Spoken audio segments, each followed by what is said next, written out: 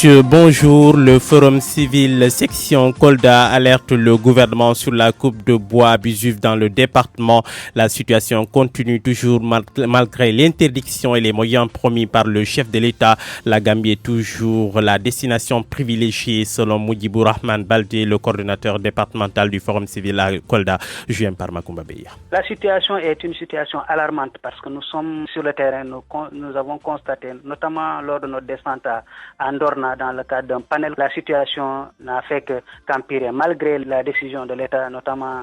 dans les conseils de ministres que le gouvernement a tenu le 6 juin et le 10 juin 2019, mais rien n'a changé sur le terrain. C'est pourquoi nous avons décidé quand même d'alerter l'État du Sénégal sur la situation qui prévaut dans le cadre de la coupe abusive de bois, notamment dans la région de Kolda. Nous lançons un appel à l'État de continuer vraiment et de renforcer la sécurisation au niveau de la frontière gambienne, mais aussi de renforcer la diplomatie en termes de gouvernance forestière avec la Gambie, parce que nous avons vu qu'il y a beaucoup de failles à ce niveau-là. La Gambie aujourd'hui est le pays le plus grand exportateur de bois et vu sa superficie et vu sa forêt, la Gambie ne peut pas avoir tout ça. Tout ça vient du Sénégal. De l'autre côté, nous lançons aussi un appel à l'État pour que l'État puisse jouer la carte de la transparence, notamment dans le cadre de la distribution des permis de coupe de bois. Nous avons constaté qu'il y a une nébuleuse au niveau de l'octroi de ces permis, mais aussi le contrôle de ces gens qui ont ces permis qui doivent couper au niveau du terrain, mais aussi faciliter l'exploitation des forêts par les citoyens, notamment à travers les conventions locales d'exploitation qui permettent aux citoyens de vivre de la forêt et de la protéger en même temps. Mais aussi de l'autre côté, il faudra aussi que l'État puisse travailler beaucoup dans le cadre de la sensibilisation des citoyens pour la formation citoyenne dans les questions.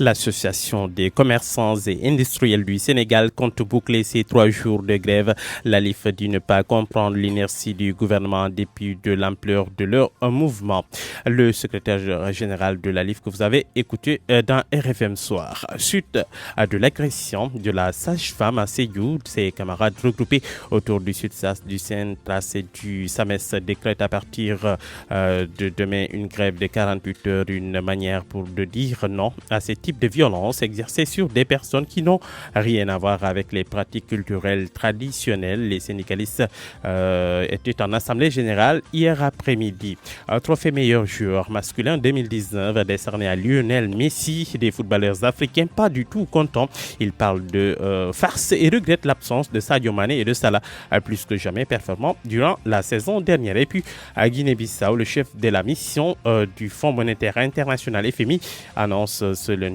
que les accords et les programmes de cette institution avec la Guinée-Bissau ne seront signés qu'après l'élection présidentielle. Georges. ñi mbokk yi ñu leen di dalal jàmm RFM matin 6h teg na juróom-benni simili RFM matin xibaar ci kàllaamay wolof flash info bi ak Alaaji Assane nuyu naa la. maa ngi lay fay bu baax Georges. naka suba si. alhamdulilah ana sa waay.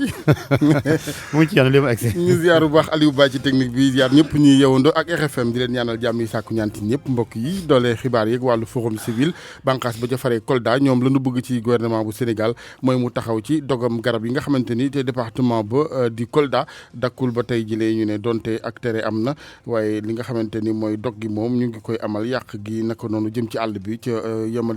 jëmalewun matt moomee fenn fu may ak yooyu ëkk ci réewum Gambie moo waral ku ci mel ni Moudjibou Rahman Baldé coordonnateur départemental forum civil Kolda yëglu ci ñu teewlu koog Makumba Bey. gis nañ ne ni ñuy daggee garab yi dafa yokk te amul benn wàññeeku bu ci am te forêt yi ñu fa amoon soo ci duggee tey mara day taal yi da nga yéemu ci li mu fa am parce que nous étions sur le terrain gis nañ ne lu fi xew ba léegi ñuy dagg garab yi loolu moo tax nag ñu araftu ñu leen di ñaax nag wax dëgg yàlla moom ñu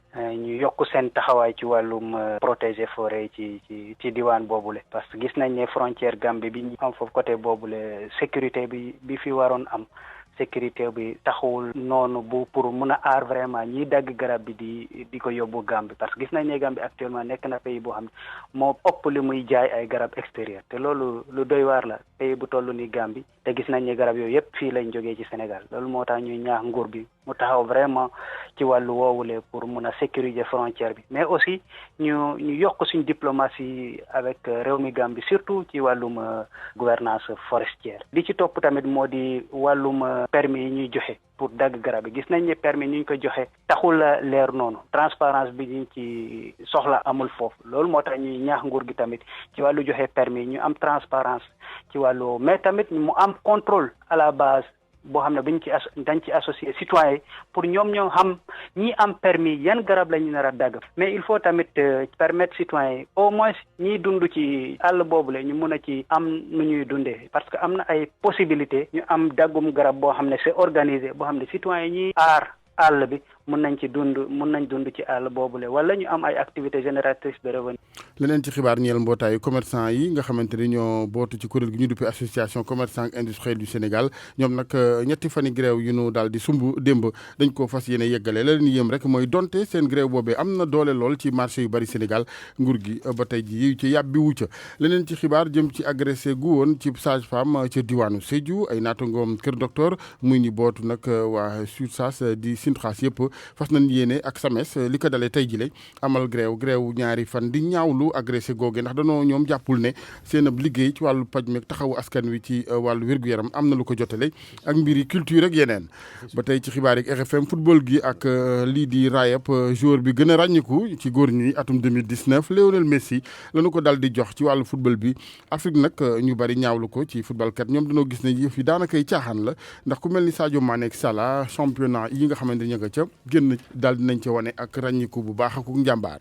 ñu jeexale Guinée Bissau njiital mission FMI foofe di këru koppar gi ñoom dañu xamle ni accord yi seen digg ak moomam réew duñu ko signé lu may danoo wees présidentielle yëpp ñu ngi ko fay waajal weeru novembre lay doon Georges Déthié Diop